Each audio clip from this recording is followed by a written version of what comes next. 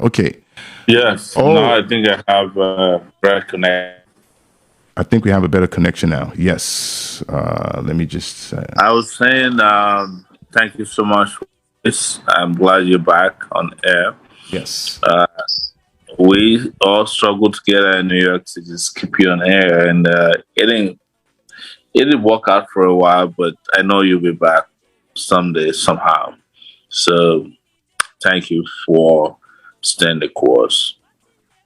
Yes, and I want to thank you, seriously. I was going to save it to the end of the show, but since you brought it up, I want to thank you for giving me, I always wanted to do talk radio, so thank you for giving me and other people the opportunity, to pursue our dreams at Sahara. And, I always tell people, man, you created a lot of jobs for people. So, but, people are going to say, oh, because it's your party and everything. No, so I'm just going to try to keep it as neutral as possible. Sowore, thank you very much for coming on Humble Prince Live. It's an honor to have you. Thank you very much. And please, Chairman, if you can share this on your page, I'd appreciate that, just so we can get more people. I'm trying to do it. How do you do that?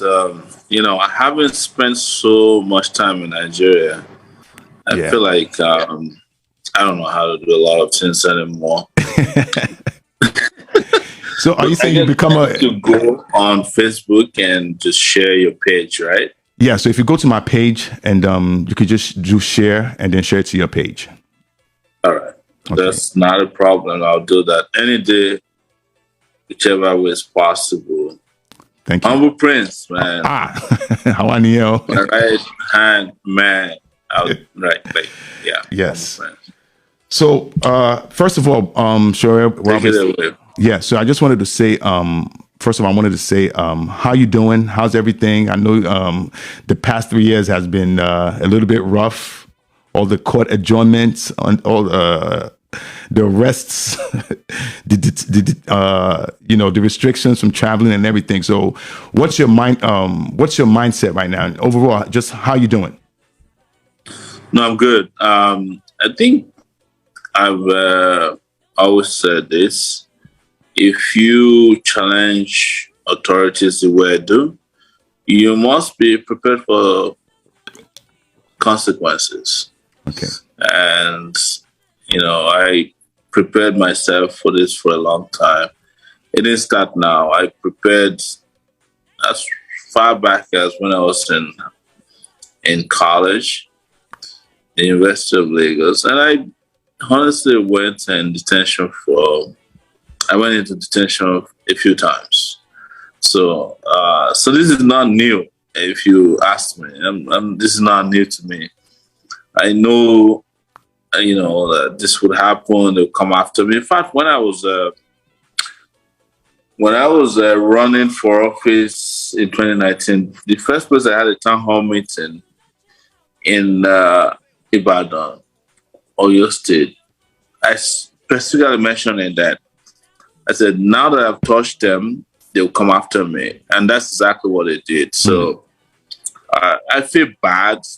So let me humanize myself that I've not seen my wife, great woman, for a long time.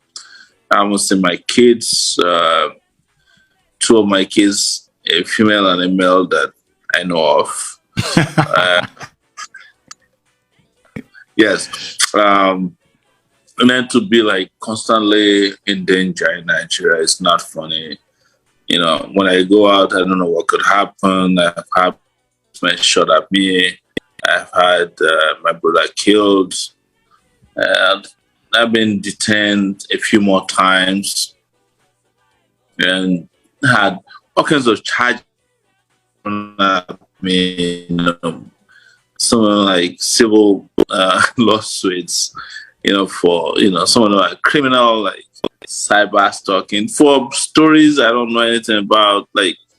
When I wake up these days, I go on Sahara Reporters the same way everybody goes on it, but they charge me for stories on Sahara as recently as last week. So, but I will admit that I prepared for the worst and hope for the best. Good, man. I'm glad. And you're looking good, bro. Like someone just said in the comments that you're looking healthy. So you're such a strong man, and this is not praise, but you're strong. And I It's really, because I've not been exercising as the way I should. I know. Better looking than that. Yeah, I've been trying to stay healthy. I've been doing a lot of running, but you just touched on your brother, and I want to just say all condolences, and I'm sorry that for his loss, for the senseless murder. Do you have any information on that? Where's the No. They told us at the beginning that they even sent us pictures of people they claimed they arrested, and they said, "Oh, we're gonna charge these guys." It never happened. Which makes me feel like this is like a government-sponsored assassination. Wow. Probably somebody just pointed my brother to them and said, "Hey, this is Shore's brother, kill him," and maybe that will slow him down a bit. Because my brother, is my immediate younger brother. He's like, I'm 51, he's 49 years old. He went back to study pharmacy, like at the age of 40. That's like unusual. And he doesn't even do politics like I do. Then once in a while we talk, he'll say, "Mom, why don't you just slow down?" He's the kind of guy that, you're like, that's your special brother who doesn't want you to get hurt. Right. And he's the one they went after. I suspect that they're just looking for soft targets because they couldn't outright kill me. They had to kill someone around me to send a message. My theory, at this point, we don't know what happened. But I cannot put it beyond Nigerian government because it was also at the time they were like trying all kinds of things to hurt me. And one day we'll find out. Trust me.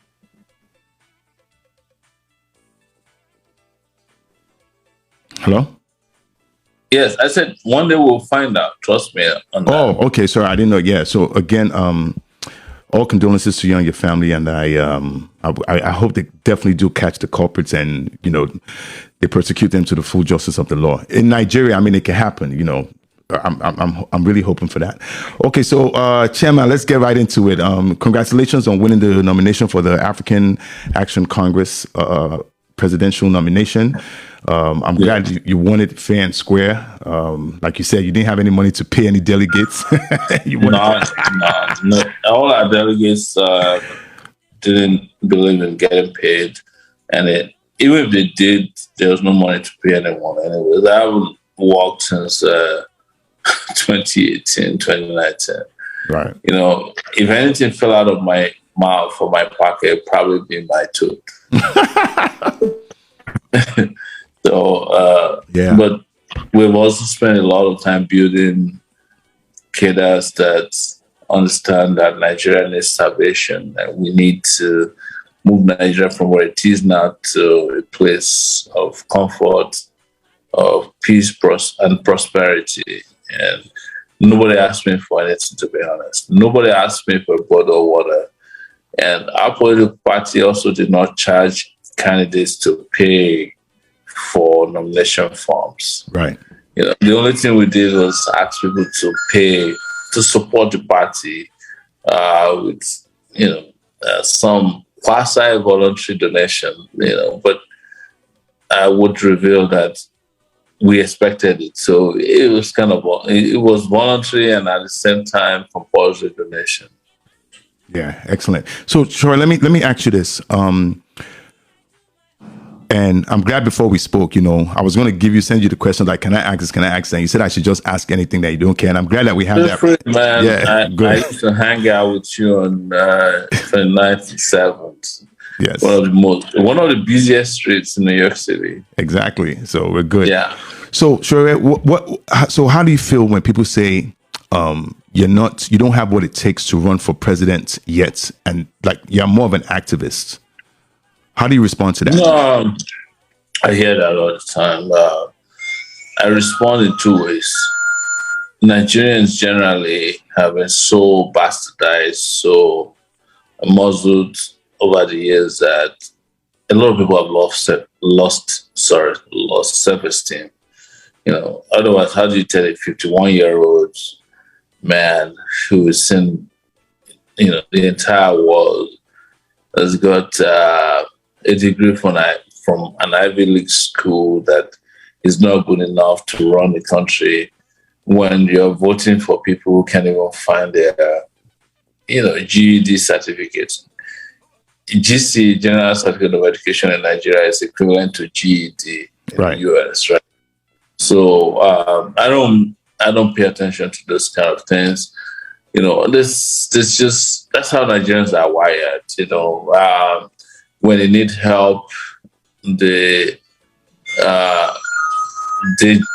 call on people who can offer the help, and I understand this. But I'm not here to argue about whether I'm qualified or not. I'm here to argue about the fact that anybody in Nigeria who has fulfilled or who constitutionally is entitled to run for office should feel free to go for it. Exactly. And particularly considering that most of us who have traveled outside the country, or those who are even within, are better than those who have governed Nigeria since 1960 anyways. Right. Yeah. So I'm not going to be here arguing, well, am I qualified enough? No. I mean, a country that's been governed by dumb people for some 40 years. I'm sorry, guys. I'm home and it's late. It's difficult to tell people that sharp people can run the country, and it includes you. I agree. If you arrive in Nigeria today and they put you in a sleep ward, like you just go to sleep until the next 4 years, you run Nigeria better than the characters that are on the place. I swear. I'm not joking. Yeah. So what do you think about when people say, that they know you can't win, but you're just running to waste time, and you're just people donating to your campaign, it's just a waste of time. How do you respond to people like that, or criticism like that? No, it's that's running an election could win the election. The last time I ran in 2019, there were 79 candidates, and I didn't do too badly. But then in 2019, there was no election. It was a selection process. Today, there are 18 candidates. And out of the 18 candidates, if I ask you how many of them do you know, you probably know only 4 or 5, including myself. Right. So the fact that after spending 5 months in detention, having my party hijacked or our party hijacked, I'm still like one of the top 4, 5, or 3 of candidates in the country, should tell somebody, teach somebody a lesson about resilience. I feel like I have better chance than Tinubu, Atiku, or even Peter Obi. Yeah, I'm serious. Oh, we're going to talk about Peter Obi. My chances are better than these guys, and also a guy called Kwakwanso. Do you know why? These guys have been 2-term governors in their states and failed spectacularly. Yes. Tinubu was 2-term governor of Lagos and also a senator for about 2 years. Right. There's nothing to show for it. Atiku was 2-term vice president of Nigeria. Nothing to show. He was a governor for a few days. Nothing to show for it. Peter Obi, 2-term governor of Anambra State. Anambra State states like Afghanistan. Forget about all the hype. You cannot go to Anambra State today and drive from Onitsha to anywhere without, hitting a bump or, probably just cascading, Or Kwakwanso was 2-term governor of Kano State. Nothing to show for it. The question you should ask anybody, no matter how emotional they are, is, are you going to go to Anambra State to spend your next vacation? Answer is no. Are you going to Kano to, spend your next vacation? The answer is no. Are you going to Lagos for your next vacation? The answer is no. Are you going to Adamawa, where Atiku is from, to spend your next vacation? The answer is no. I'm the only candidate who has never governed any states, but whichever way you look at it, people talk about my records as an activist, as a pro-democracy person, as someone who is an entrepreneur, even though I hate to be referred to as an entrepreneur because it makes me look like awkward, you know. It's like, oh, you know, I'm an activist and an entrepreneur. But the truth is that I actually set up a company in the middle of New York, in the green zone, that survived for a long time, hired people, paid salaries for a long time, and a company that I brought to Nigeria. So it's not fiction that I set up a company that was very successful. In fact, it cannot be referred to as a state company. It was a global company. I competed with some of the best in the field of journalism, Sahara Reporters, Sahara TV. We had Sahara FM, where you worked in not officially, but where you showcase your talent for a long time. Yeah. It takes a lot to be able to put together all of this. And none of these guys can tell you that without stealing government money that they succeeded. Even though they don't admit it. So I just want to put that out there. Sure, are you still there? I think we need.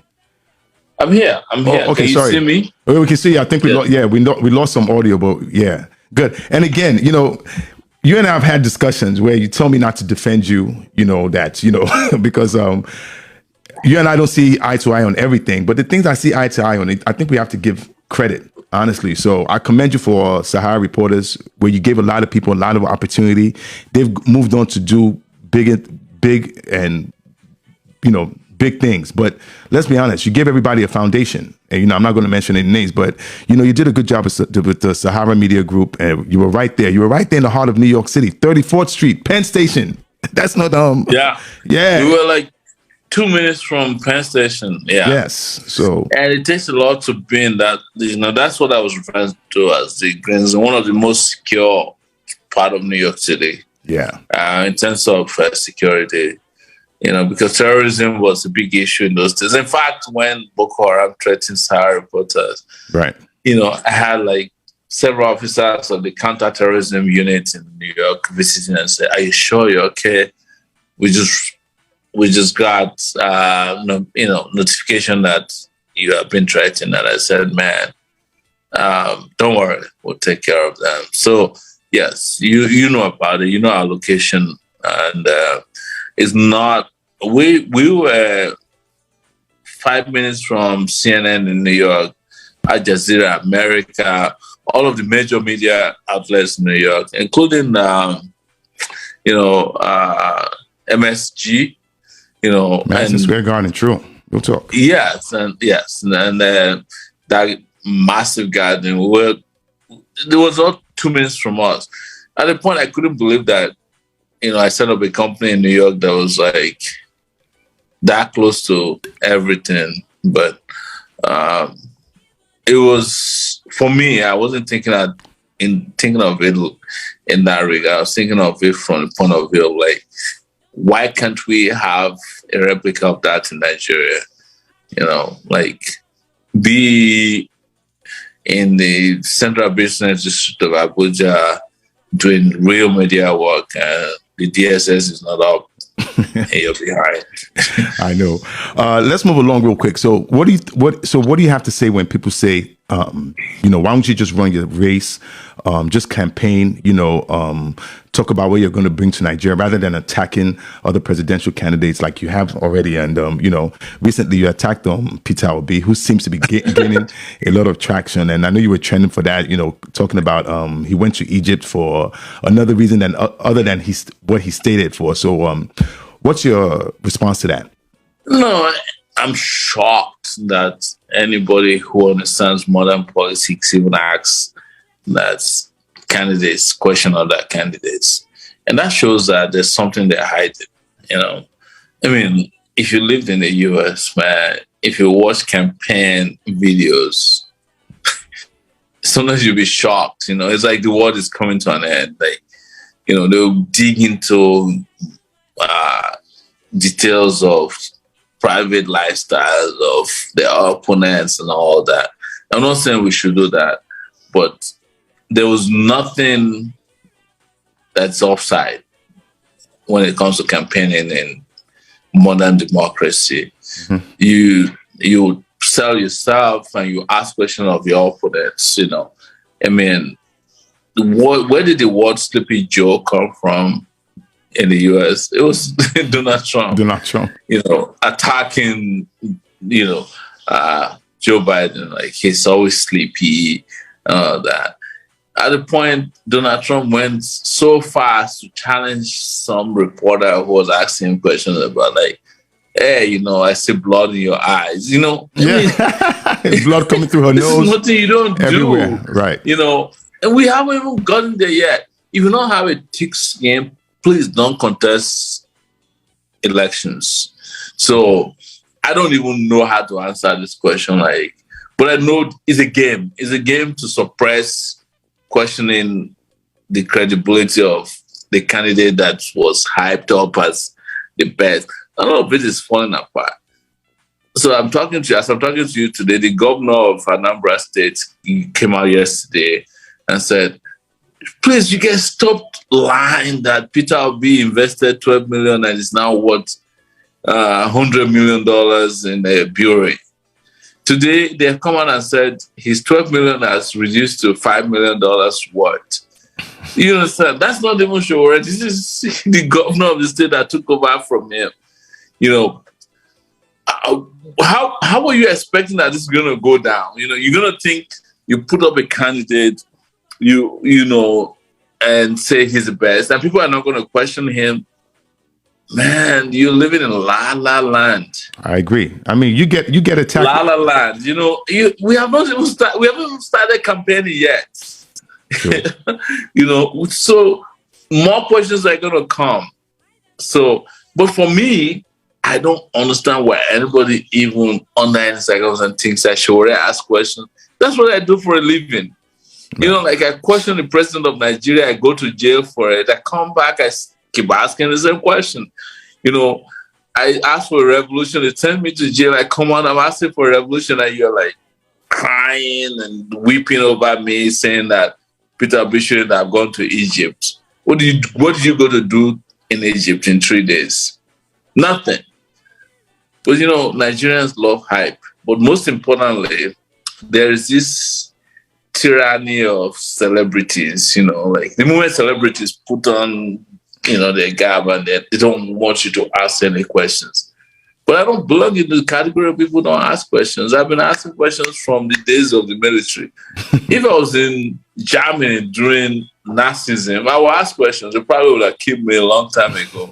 I know. So I know, but I'm not surprised. It's a game.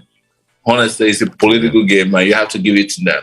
They just blackball you into in a corner where you are afraid to even ask questions. Right. But how do you become president of Nigeria and people can't ask you questions? Yeah. That's one thing I don't understand. They did it with Buhari in 2014, 2015. Don't ask questions. He became an apparition. If he appears somewhere, people just interpret his appearance, his body language somehow. And they want to do it with Peter Obi. Forget it. I'm sorry. It's not going to work. Hey. He will account for every move he makes, everything he says. And of all people, don't even waste your time. I'm going to pin you down. Even if I wasn't running, I'll be pinning him down everything he says.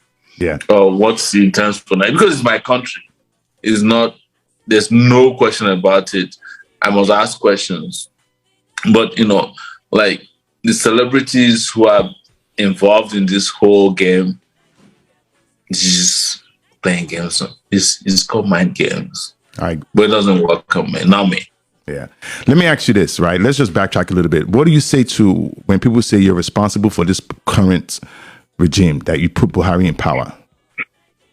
I wish I could put someone in power, because you're one of the people that supported him in Nigeria. Right.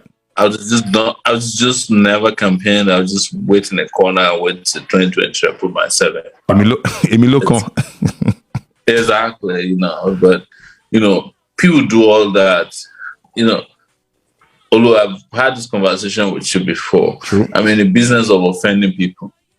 So, but I don't offend just like regular people. I offend powerful people, and they do fight back whichever way they want or how deemed necessary. So, all that whole story about bringing Buhari to power is just BS. It's not possible for one person. I've never voted before in my life on the 2019. I didn't even vote in 2015. What Sahara does, which is that we critique anyone in government, we x-ray them, we tear them apart so that they can give Nigerians the best. That's what they claim is my support for Buhari. But I didn't start now. I started when I was in the university. I was against Babangida when up to the point when he annulled June 12th election. I was against Abacha. I was against Obasanjo for third time. I was against Yaradua. And I was against Jonathan for all the corruption that happened during that period. I'm still today against Buhari. So it doesn't matter who you are. If you don't do well, I'm going to be up and you're behind. So this is who I am. So, but, they package it to make it look like, Sowore brought somebody to. My goodness, I wish I have such powers. Yeah. So I know. Otherwise, I'll just stay in my house, just chill, sleep, eat. And by February of 2023, I'll just plug myself on the wall and make myself president of Nigeria. This is ridiculous. I know. But it's Nigeria. I have to tell you something, Nigerians are amazing people. Very creative, disruptive. Sometimes they believe anything and sometimes they believe nothing. So it depends on their mood. Yeah. But this one, if anybody tells you someone brought Buhari to power, it's a lie. It's just saying that, because you are interviewing me tonight, if I become president of Nigeria tomorrow, wouldn't mean you brought me to power. I don't even know how many people are watching this show. We're doing well. You have quite a few fan base. I know you have a lot of enemies, but you have. Yeah, exactly. Yeah. So it's ridiculous, but hey, man, I gotta respect that. It's freedom of speech. Absolutely. What I cannot guarantee is freedom after speech. Right, exactly. So you have to beware. So let me ask you this question. This is a question from Coyote. Man, the comment just disappeared. Oh my goodness. Hold on. Coyote, can you type your comment again? I'm sorry, the comment disappeared. But basically, he was asking how you're going to get the votes to win the presidency all over the country. This is from Coyote Olumeye. I think that's him. Yeah. Oh my God, I know Kay. I know Coyote Olumeye. Yeah, nice. It's my Facebook friend. I hope. Pretty cool guy. No, I've always said that if Nigerians decide, they would elect whomever they want, and that's where I stand today. I'm not hoping alone. I believe that having gone through all of this nonsense, people will be smart enough to understand that they need to change direction. And they know where I stand as opposed to other candidates. And I'm believing that they will be different. But I cannot lie to you that with what happened in Ekiti this last weekend, okay. What I call poverty verification card, which is what the PVC is, I'm heartbroken, but I'm actually also happy that it's happening early so that we can make it part of things we will never do again in terms of electoral politicking. So that's a good segue. Let's touch on the situation that happened in Ekiti. How do you think we could rectify situations like that? Public education, conscience, and see, every nation in the world, every people in the world get to the point where they tell themselves, this will never happen to us again. We can't continue like this. And I think the response I got from Ekiti shows that consciousness has grown to the point where this might be repudiated, in the general elections. But Nigeria is not only Ekiti state. Nigeria is 36 states of the federation, young and old people, and I do believe that people have seen that this is some of the weirdest, most stupidest thing ever carried out by any set of persons. And I won't repeat itself. Let's leave it at that, if possible. It's possible, I know. It's just very sad. And why can't we count these votes electronically? I mean, we're in the 20th in the 21st century. I mean, that's how we're still counting things. I mean, electronic voting or counting is not in the interest of the political class. The guy who engineered this despicable act in Ekiti, Kyle Fayeme, has a PhD in war studies. He lived in the UK for a long time. Right. But the moment Nigeria happens to you, you become a beast. Yeah. And this is for those who, I've seen it even with those people in diaspora who we hang out there together. The moment they get to Nigeria, more. You're like, were you not in New York or Chicago? And they're like, I beg, forget man, I just came here to take care of myself. Yeah. So, yeah, I've seen a lot of that. I've met a lot of diaspora people who are worse than people at home. Wow. Let me ask you this. Speaking of people in the diaspora, do you think it would ever be possible to have the diasporans, the Nigerians in the diaspora vote? Yeah, it will be. And it's easy. They have to make diaspora is the driving force behind what you see on the internet because they have unlimited data. So, yeah. And they also say, Nigerians send the most money to, in the diaspora, send the most money back home. Of course. I've said it before and I'll repeat it again. Whatever you see in money transfer, it's nothing compared to what's home. Because you live in New York and I live in New York. We live in New York, New Jersey. Right. Real money home, you would take the cash and go to the airport. Find somebody like, help me drop this money. You get to a point, even if you are sending Western Union, much you can send home. You understand? So if someone wants to build, Western Union will be able to help you send. Uh-oh. Okay, sorry. I think, hold on a second. Oh God, what happened? Okay, sorry guys. I don't know what happened. Sheree, are you still there? I don't think so. Just a second. Sorry. I think I lost Sheree. Oh man. Yikes. Sorry, are we still on? Oh, sorry. Let me try to get Sheree back. What happened? And it's not, we didn't run out of time, ladies and gentlemen. I subscribe to Zoom. So let me see. I think Abishine Pamunoloni. Bro, what happened?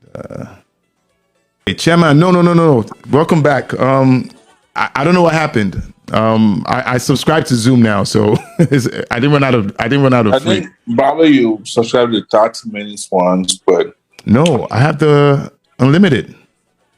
all right. Yeah. Just go ahead. Okay, sorry, we need a video and then I'll be able to bring you I'm back. going back there now. Okay. Go ahead. Oh, okay, great. Chairman, sorry to keep you up, man. I know it's late, but Late, man. sorry. This is the best time. This is the best time I could get. Okay. Well, I'm fine.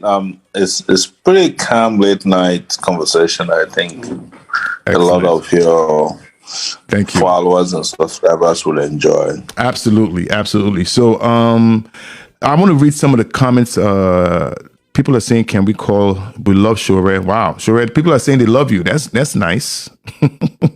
I'm hearing it for the first time. People usually don't love me.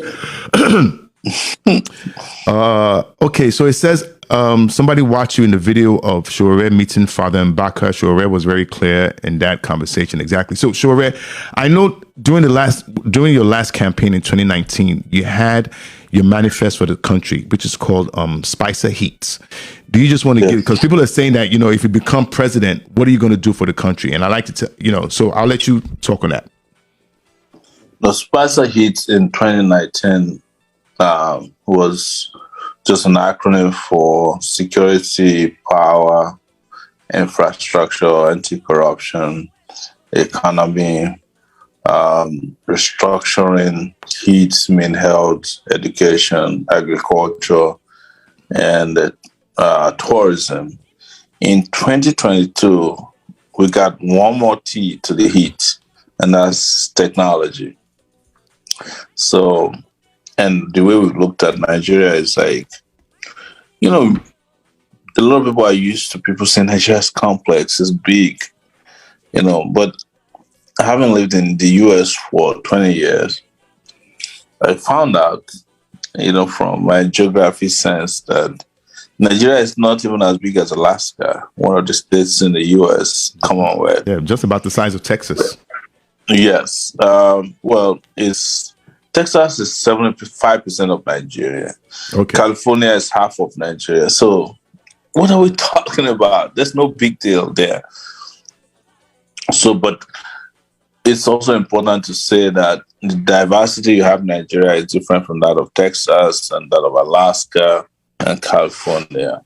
But what has been Nigeria's problem is that you keep employing and appointing or electing people who don't know their left from their right to govern Nigeria.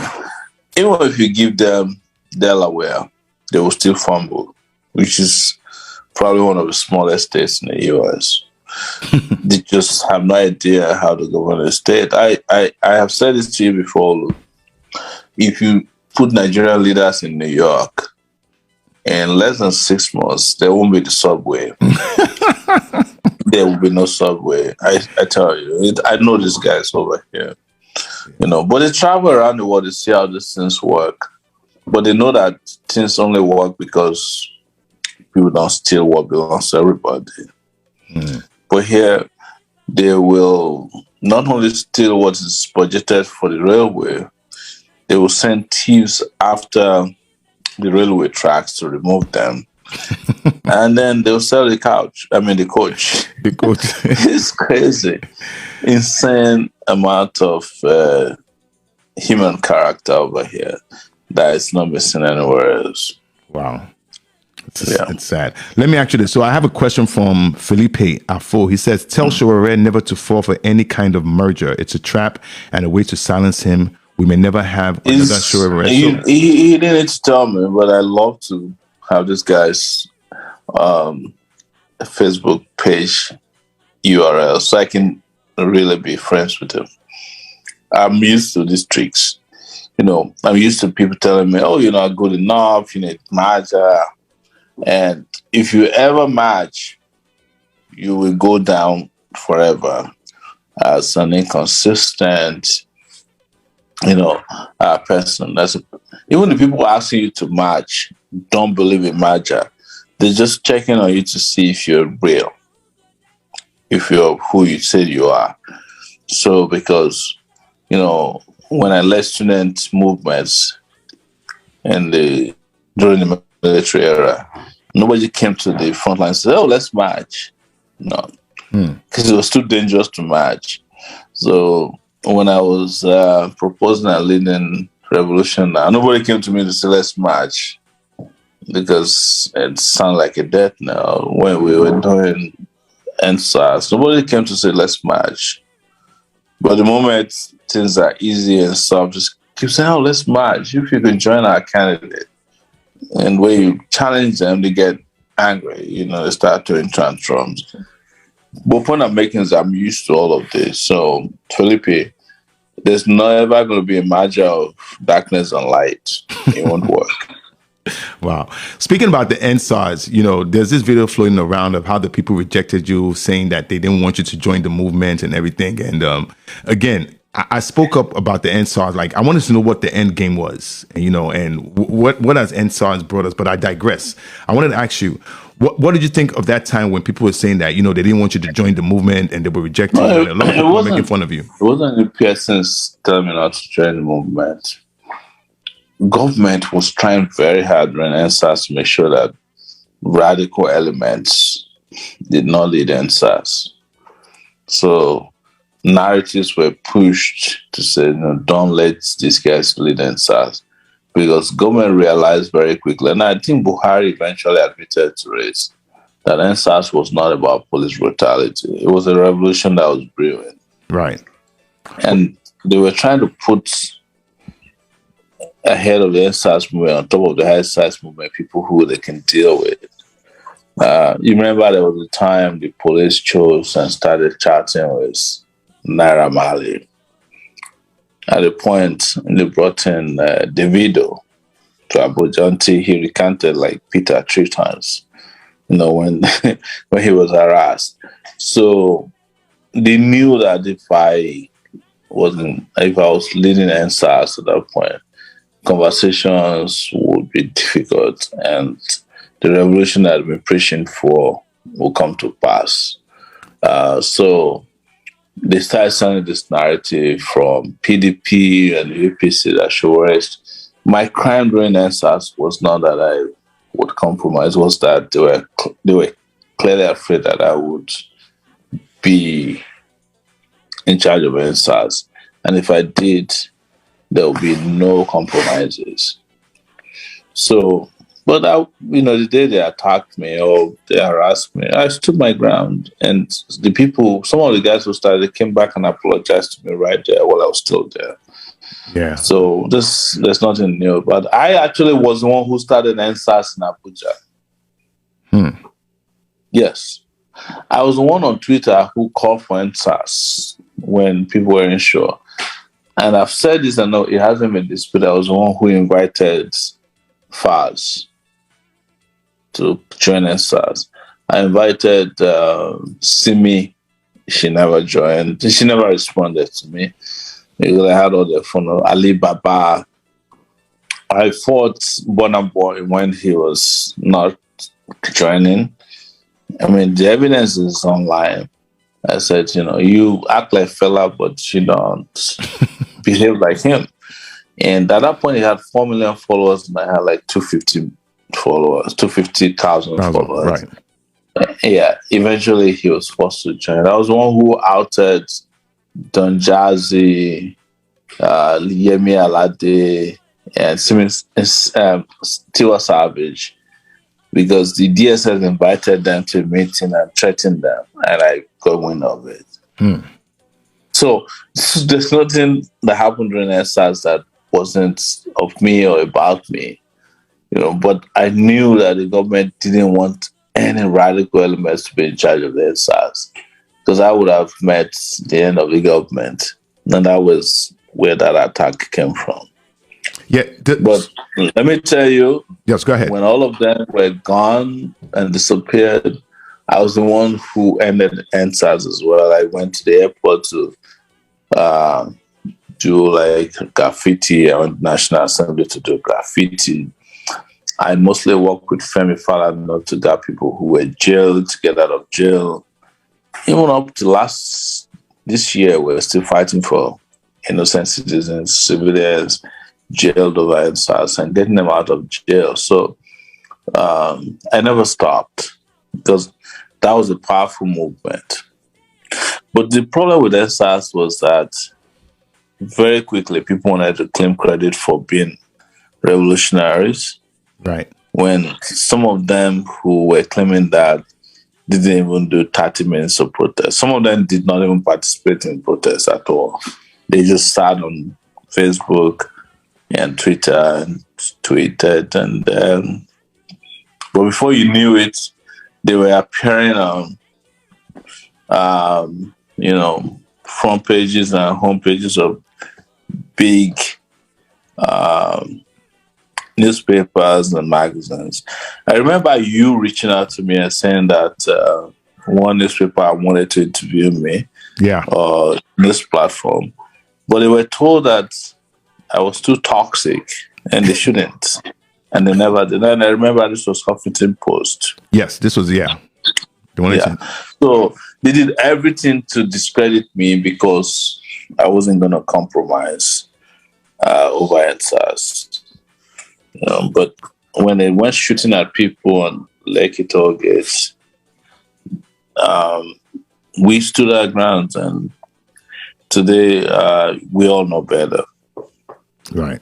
And it's amazing that I know this was happening. I think this was happening during the whole pandemic thing and everything. But I wanted to ask you, so what do you think NSAS has benefited? What did we gain from NSAS?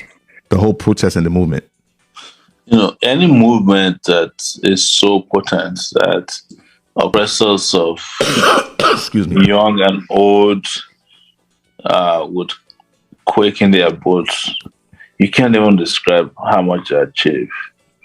It's a powerful social movement or political movement. When it wasn't designed as political movement, but it was biggest in my lifetime that happened in Nigeria.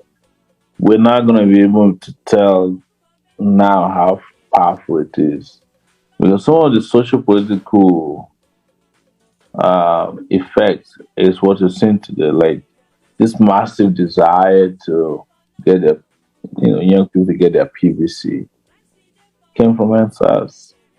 They just can't sit down there and wish away the gains of NSAS. Yeah. So, but I don't want to limit it to just those things. It's going to be around for a long time. A was empowerment for the powerless.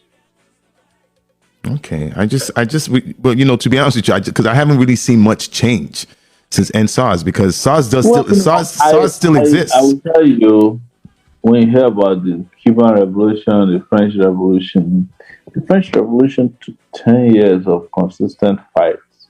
Okay. Sometimes disagreements, even killings between, there were a lot of killings amongst those who were fighting for revolution before it came to a successful head.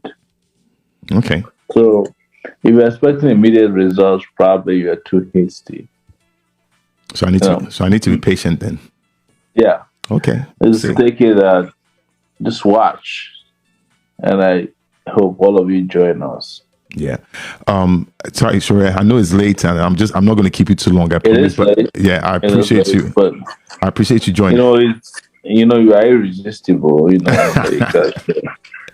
Yeah. So I wanted to ask you, I have a question here from Ediale Kingsley. He says, what kind of cabinet will Sowore have if he becomes president? So what kind of cabinet? Let me put it this way. The guy who sent this message is pretty cool young guy. I follow him. If he's Ediale Kingsley, Yes. It's one of very brilliant young people. But sometimes I feel like people don't fully form at the same time. I follow him. Okay. He writes his opinions and he's pretty brilliant young person. But we all don't form the same day.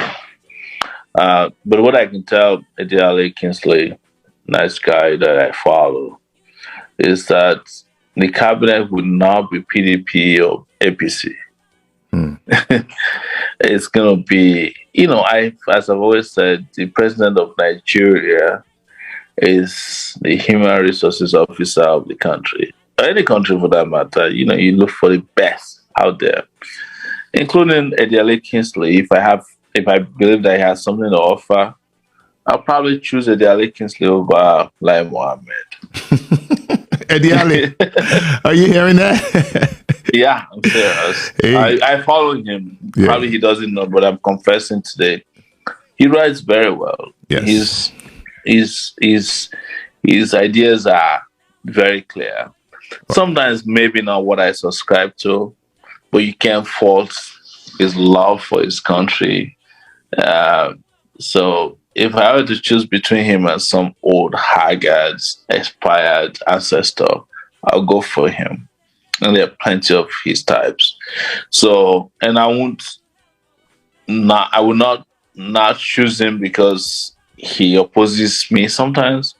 I'll choose him for what he has to offer. That's good. I mean, and that makes a whole lot of difference. So, but like I said, I would not choose anybody from PDP or APC. I'll choose from people who know what they're doing. And that could include you. People have called me. I'm not decided what you're gonna do. Maybe you're just gonna be in the villa, like a counselor. Or someone called me information minister. Yeah, I don't. You don't have time to be information minister, man. You're like too good to be all over the place. Yeah, you're too good to be pinned down. Exactly. You're like a dynamic human being. Exactly. It would be disservice to you to make you one minister and you're like, Mr. President, I don't want to be here. So why don't you just put me on the plane all the time we're traveling? Exactly. Yeah, we'll talk about that. When we get there. Yeah, so sure. Honestly, I was trying to make this conversation as neutral as possible because people always say I'm biased, because I know you and we used to work together and everything. But I tell them I don't agree with everything Sowore does. I don't really think, but Absolutely. that doesn't get in the way of shall I say friendship. So the conversation is now cordial. But let me ask you this, right?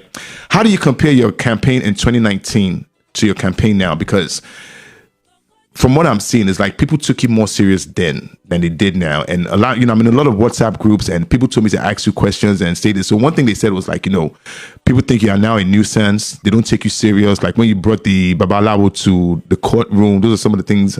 They talk about your haircuts. They talk about the beads. How do you respond to that? Well, people always complain about my haircut.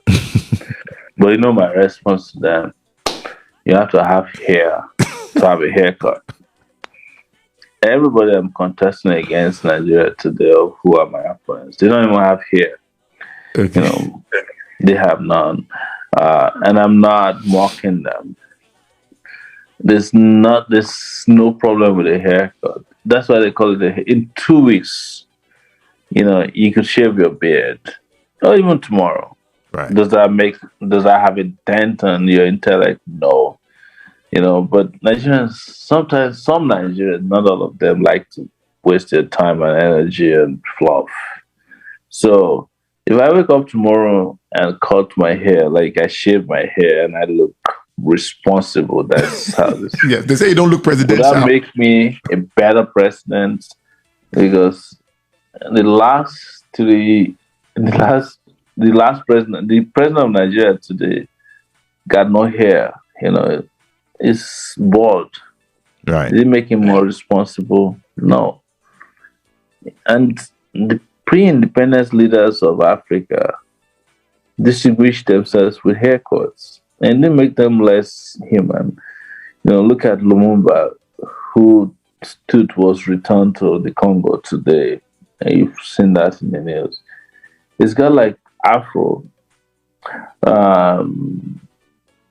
This Ghanaian guy, Kwame Nkrumah. He had an afro too. Yeah. Nice afro. Nelson Mandela had an afro like across his head. Did that affect who he was? No. Don't waste your time on people who are like, people I like to refer to as just finicky characters. Right. Yeah. Let me. Hair has nothing to do with it. The things they complain about, has nothing to do with leadership. In the US, you probably would want to complain that everybody that has been US president in the last 4 terms are 6 feet tall. The shortest US president was Jimmy Carter. Jimmy Carter, yeah. Yes. Bush 1, tall guy with hair. Bill Clinton, tall guy with hair. Bush 2, tall guy with hair. Obama, 6 feet with hair. Doesn't mean that America is voting for people with hair without brain. No, that's why they are political. So I don't waste my time on those things. It's just I wish that I could be responsible enough to just cut my hair the way people want so I can win elections. But I also know that uh, bald head don't win election and mohawk don't lose elections. yeah. So I guess we will classify those things as frivolous and inconsequential. Okay. Completely frivolous. Yeah. Right? It I doesn't can't get- even imagine that some people debate those things. yeah. Can I tell you something stupid? Go ahead. I'm the best looking of all the candidates that are out there. No, you're not being humble, sure. Because you told me not to be. You taught me not to be humble. Yeah. Remember we used to hang out. Yeah. Let me ask you I'm this. better looking than All of- Tinubu, Mike S or Atiku. Even Obi, better looking than him. They're gonna say they're gonna say you're And attacking I'm that. fitter. I'm fitter, and I wish this whole race boils down to fitness. Nobody could defeat me. Exactly. You ran about how many marathons?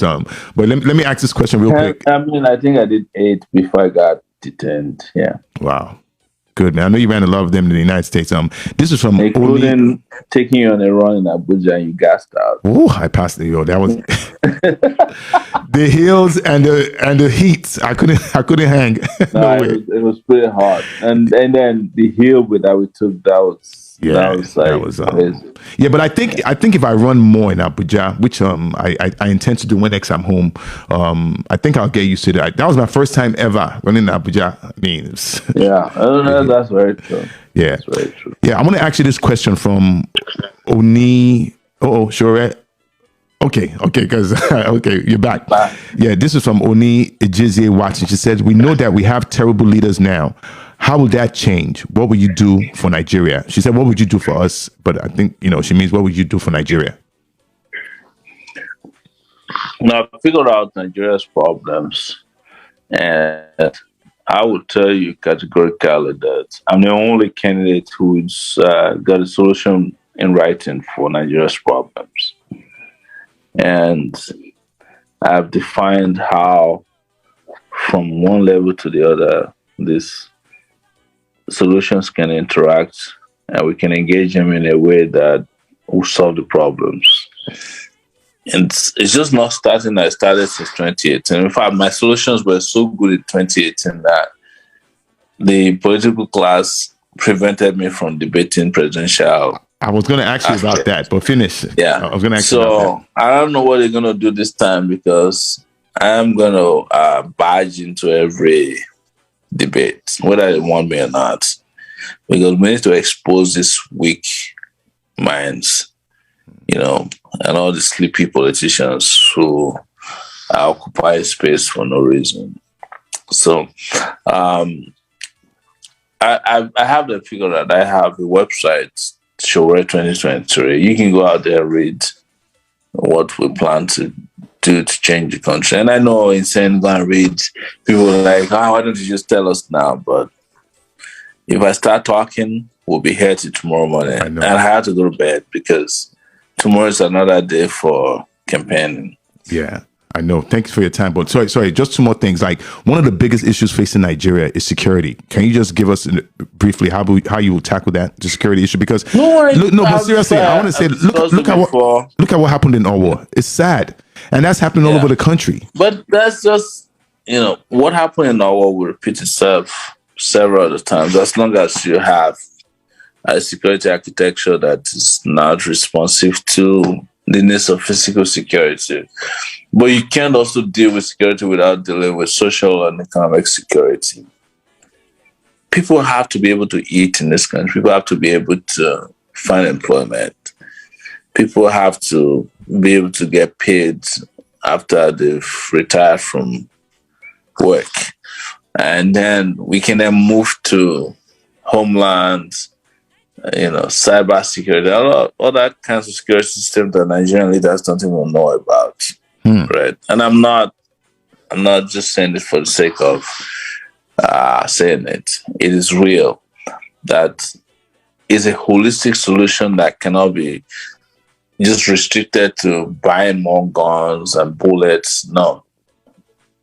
You have to take care of people. You have to have a just distribution of resources. And someone might be popping out and say, but America does that.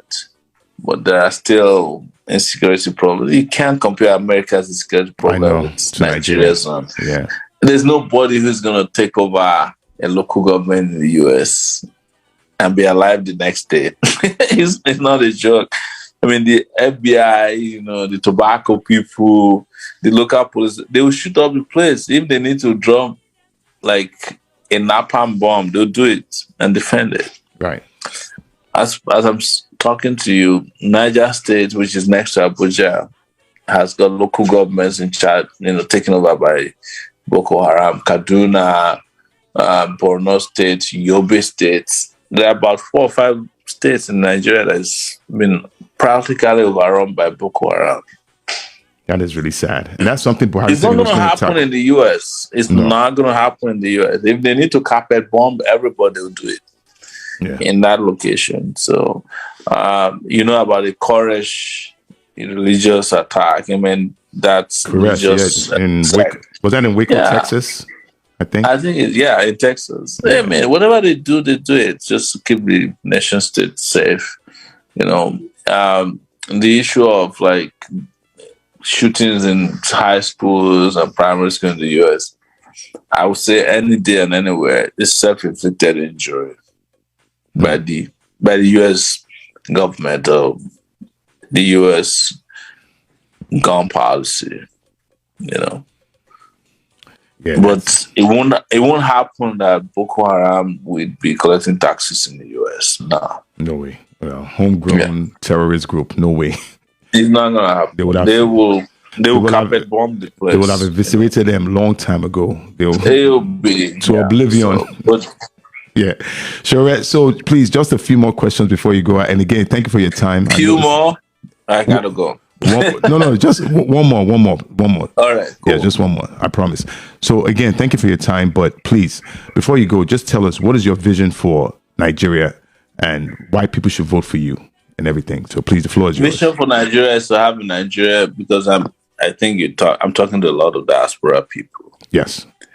I want a Nigeria that you don't threaten your children with. Yeah.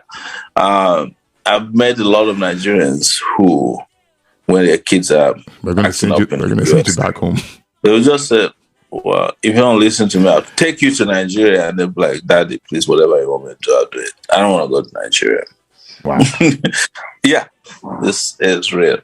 But that's on the flip side. But the other side of it is that I've always known and believed, and I've been around here for some 4 years now, for some years. And I know Nigeria can be fixed. And you can come back home and do vacation, but you cannot. This is not going to happen as long as you start voting for dumb people. Wow. And there are 2 categories of people that vote for Nigerian leaders: those who vote wrong and those who don't vote. Yeah. Sure. Thank you for your time, man. I know I can see it in your eyes that but we'll definitely catch up. And please, it's late, but I know. If you call on me anytime, I'll join you. So. Yeah, I'm just busy on the weekends. I'll be happy to come back again. Yes. And let me say, I appreciate all your followers. I know you have unique followers. We're not going to call any names, though. I do. TJ Fashino. I'll call him. Yeah. TJ Baba. TJ Baba. We used to hang out in New York. And there's a lady who does... is it Fadike? I can't remember her name. Really nice lady. Oh, FTK. FTK, the event. FTK. Yes, the event planning. Now I'm advertising her.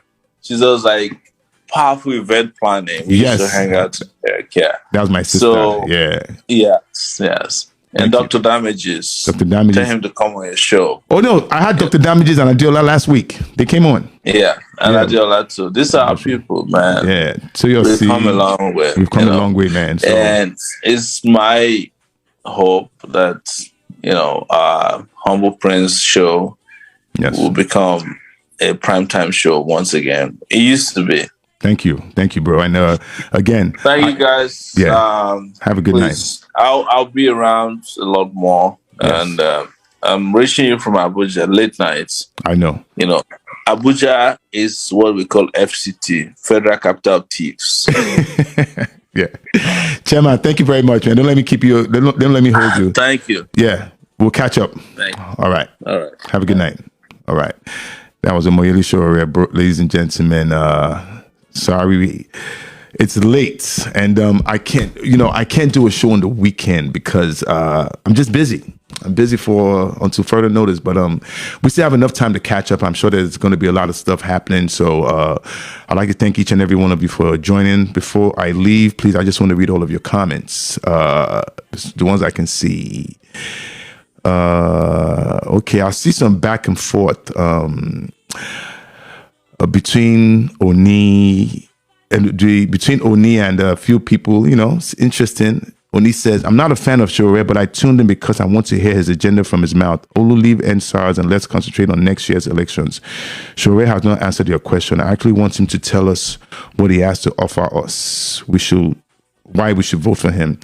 So I'm really thank you for that question, and hopefully I can get him on the weekend. The thing is, I can only do these shows in the evening during the week, and it's late in Nigeria, and that's why a lot of guests in Nigeria is just hard. So until I'm able to get them at a good time, like say maybe 5 o'clock Niger time, then we'll be able to have a good conversation. But I'll make note of that. Only thank you. Bullies hate people who stand their ground.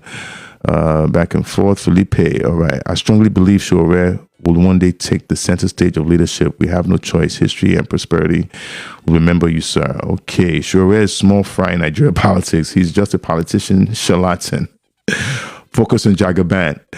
King, the puppet master. Don't we all say that we want somebody young to run for president, and now we have somebody young? The same thing I said about Banky, but I know these people, so people will say, oh, you're just saying that because of your friends and everything. So because they're your friends,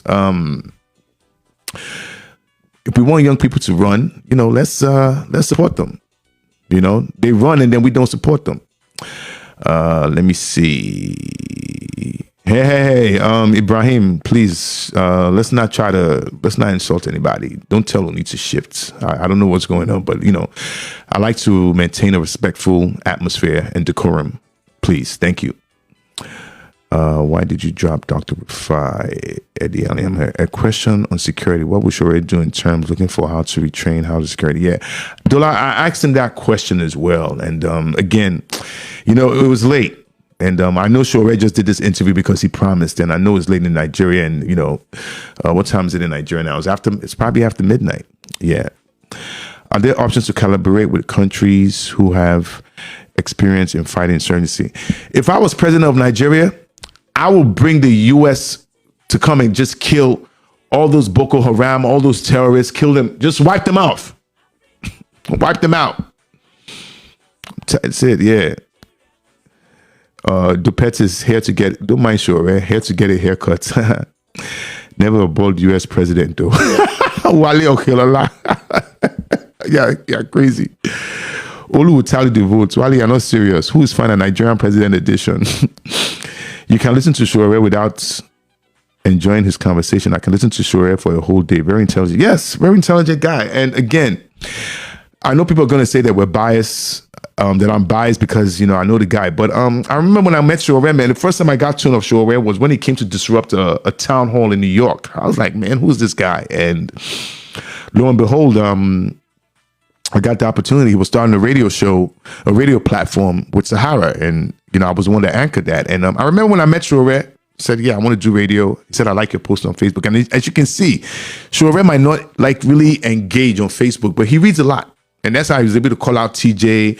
He spoke about Ediale. He reads a lot of stuff. And I know he sees all the things people say about him. So he doesn't care. So, and Sowore and I talk about it at least once a week, But yeah, I remember that night. I was like, yeah, I want to start a radio show. Boom, boom, boom. Let's go start the website, call the people. And it was just like that. No fronting, no forming, nothing. And, as much as people like to say, Sahara reporters did this and did that. But in New York City, I was there down there almost every Saturday when they had Sahara TV. I used to go there for the shows and everything. I know the people that passed through there. Sowore gave a lot of people opportunity to work. There was a lot of interns there, tons of them. So I commend him for that, But I don't want people to start saying I'm kissing ass and whatever. It's just what it is, man. In the adverts, you don't win, and Peter Obi. In the adverts, you don't win, and Peter Obi extends you in a hand. Ugh, okay, and Peter Obi extends you a hand in his cabinet. Would you accept? He would never accept that. I think he said that. For one, he said it hurts his credibility and his stance as and it hurts his stance as him running for president. So all right, but let's look at this though. I didn't want to throw shade at the other people that were running in 2019. Where the Fela Durotoye is. I know Kingsley tried to run as well, but where are the other young people that were running that time? Where are they? No more distraction. Peter, I'll be all the way. All right. Please invite him, okay? Loretta, invite who? Yes, I'm trying to talk to just to keep it fair. Trying to interview, if not the candidates themselves, their representatives, somebody that could come and represent them. All right, guys. Wow, 1:38. Sorry, 1 hour and 38 minutes. I didn't intend to go that long, but we're here, and hopefully I could get Sowore. I mean, the election is not until next year, so we have about another good 6, 7, 8 months. So I'm going to get them back. I'll be able to get him back, and we'll be able to have, especially as we get closer to the election, I know I'll be able to get him back. And good stuff. I'd like to thank each and every one of you for joining. Before I leave, I'd just like to say that today's show is brought to you by Vibesland. Please go on their Instagram. They're sponsoring they're doing the One Day Cole tour. One Day Cole was just in New York. He was also in Chicago, and I saw the videos, and he tore it up. I love One Day Cole, man. Dola Events, www.dolaevents.com. They're bringing you Nigeria Independence Day in Punta Cana, Dominican Republic. Please go check them out, www.dolaevents.com. And Bedvine Brew, they bring you the finest wine, beers, draft, and just the vibe, and that Bed-Stuy vibe in Brooklyn. Let's support them whenever you're in Brooklyn. Please go check out Bedvine. It's BED-VYNE Brewing. They're right there in the heart of Brooklyn. Another thing I wanted to say, Davido was here. I went to the concert last week. It was really, really nice. It was Thursday. It was right there in Prospect Park. Shout out to the homie DJ Wallo. Wallo and I were there. It was nice. It was fun. It was like a reunion. I saw the people out there. And as you guys know, I'm a little biased, but I love Davido. Out of Davido, Wizkid, Burna Boy, Davido's my favorite Afrobeat artist. And yeah, speaking of Burna Boy, what's really good with Burna Boy, man? I heard he's got some issues with the security guard trying to shoot in that, I don't really know the full details, but Burna Boy, chill out, man. You wilding out. Relax. All right, guys, I'm telling you, man, I'm kind of beat myself, but I'd like to thank each and every one of you for joining. I really appreciate it. Thank you so much. Let me see. Any more comments before I go? Okay. This Thursday, ladies and gentlemen, I'm going to be talking about men being abused by their women in relationships. Yeah. I'm going to talk about that on Thursday. Should be an interesting conversation. On that note, ladies and gentlemen, it's been fun. It's been real. My name is The Humble Prince. This is Humble Prince Live, and I'm out. Peace.